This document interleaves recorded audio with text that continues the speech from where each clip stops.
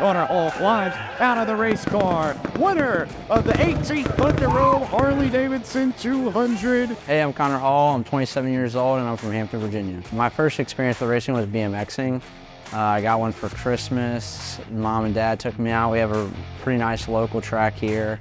I think that lasted about 3 races before my dad was kind of over that and wanted something with a motor on it. So him being a professional boat racer his whole life, we obviously instantly leaned towards the boat racing. My mom growing up in Charlotte and going to, just being around it her whole life, Hickory and whatnot, leaned more towards the car racing just due to the safety factors.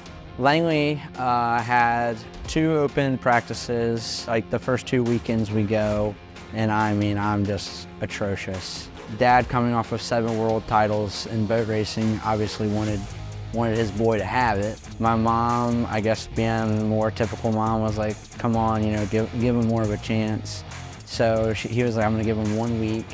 So my luck, I pulled the pole for the heat race. They dropped the green flag. I pretty much lapped the field. Everybody's in what the heck mode. Went on to win the feature too. It's pretty crazy if you think about it. All of it could have ended a lot quicker than it began with a whole drop back and punt approach, but luckily Coach Mom stuck it out. There are moments where it is typical father and son. There's actually a dent in that first garage door over there where I dodged a torque wrench one night. 95% of the time, he's my biggest supporter. He's always been my best friend. I always joke that we have a pretty small team as far as personnel wise, but I'd rather have my 4 or 5 guys than anybody else in the country. And I'm a big quality over quantity guy, and I think we could take our 4 and 5 guys and go compete for wins anywhere in the Southeast or country. Most people know if I have any time that is off, away from racing, it's definitely spent in my boat. My main goal right now is I've been building a boat for about 2.5 years, and just trying to wrap that up so I can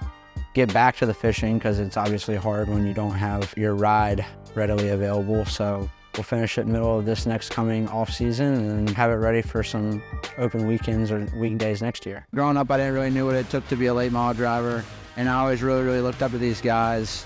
And it's just kind of cool to, I guess, kind of place my name in the same hat as them. Obviously, I'm with Nelson Motorsports this year. I think me and the Nelson group are fitting together pretty well and having some good success. So other than that, I'd just say working harder to keep status quo. I didn't want to kind of be a one-hit wonder and do my thing last year and then not have the success the next year. I say just number one is just really making sure we just keep grinding and keep digging and don't get complacent, and just keep doing the things and holding the values that I think make our team what it is. And I think what makes me, and how we operate is how we operate.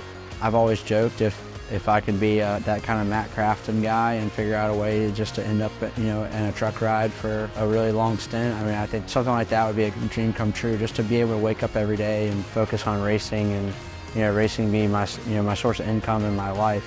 Racing it is our life, but it's not what makes the world go round. In the perfect world, in 5 years, no matter what level it is, if I could be able to make a living doing what I love, I think that would be huge.